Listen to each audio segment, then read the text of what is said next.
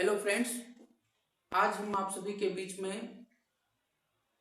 Protein को लेकर आया हूँ। पिछले वीडियो में हमने कवर किया था जो हमारे शरीर को एनर्जी यानी ऊर्जा प्रदान करते हैं, ऐसे पोषक पदार्थों के बारे में। आज हम बात करेंगे प्रोटीन के बारे में जो हमारे शरीर के निर्माण में योगदान देते हैं। ठीक है, तो आइए ज़्यादा समय ना लेते हुए सीधे अपने टॉपिक पे आते हैं और देखते हैं प्रोटीन के बारे में। प्रोटीन प्रोटीन फ्रेंड्स क्या है? एक प्रकार का कार्बनिक पोषक पदार्थ है। ठीक है, जिसमें आपको कार्बन, हाइड्रोजन, ऑक्सीजन और सल्फर इत्यादि पदार्थ देखने को मिलेंगे। यानी कि जो प्रोटीन है, प्रोटीन का निर्माण कार्बन, हाइड्रोजन, ऑक्सीजन और सल्फर इत्यादि पदार्थों के मिलने से होता है।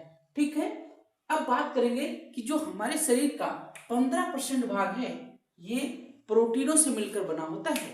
ठीक है, इसके अलावा अगर हम बात करें तो ये हार्मोन्स, एंजाइम, एंटीजन, एंटीबॉडी, ठीक है, इत्यादि, ये सभी क्या हैं? एक विशेष प्रकार के प्रोटीन हैं जिनका निर्माण अमीनो अम्लों के मिलने से होता है।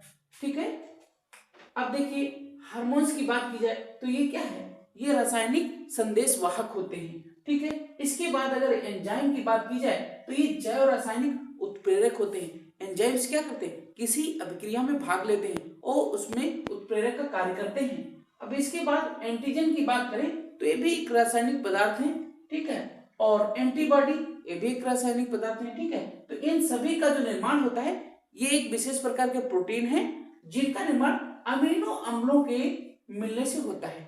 ठीक है, समझ गए यहाँ तक? अब बात करेंगे कि हमारे शरीर के लिए 20 से 22 प्रोटीन अनिवार्य है। यानी कि जो 20 से 22 अमीनो अम्ल हैं ये बहुत जरूरी हैं। इसमें 10 जो होते हैं इनका 10 जो अमीनो अम्ल हैं ये हमारी बॉडी खुद बना लेती है, खुद शरीर द्वारा बनाए जाते हैं। इसीलिए इनको नॉन अनिवार्य अमीनो अम्ल कहते हैं, यानी गैर अनिवार्य अमीनो अम्ल। ठीक है, क्योंकि ये हमारा शरीर खुद ही बना लेता है इसलिए इनकी जरूरत नहीं। लेकिन जो 10 से 12 प्रोटीन है, अमीनो अम्ल है, ये भोजन से प्राप्त किए जाते हैं और ये अनिवार्य है। इसलिए हमको भोजन में ये जो 10 से 12 अमीनो अम्ल है लेना अनिवार्य होता है। इसीलिए इनको अनिवार्य प्रोटीन्स कहा गया है। ठीक है, अब बात करेंगे कि कुछ प्रोटीन्स ऐसी होती हैं जो देखने को मिलती हैं।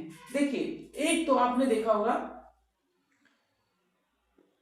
फाइब्रिन एक प्रोटीन है जो रेशम के धागे और मकड़ी का जो जाल होता है, वो जो जाल बना होता है वो इसी का बना होता है, फाइब्रिन प्रोटीन का। ठीक है, अब इसके बाद आप सभी जानते हो केराटिन आप लोग जानते हो, हमारे नाखून, हमारे बाल, जानवरों की सींगें और जानवरों के खुर सब केराटिन प्रोटीन के बने होते हैं। ठीक है, उनके जो सींगें हैं ना और उनके खुर हैं, नाखून है, इन सब में केराटिन नामक प्रोटीन होती है।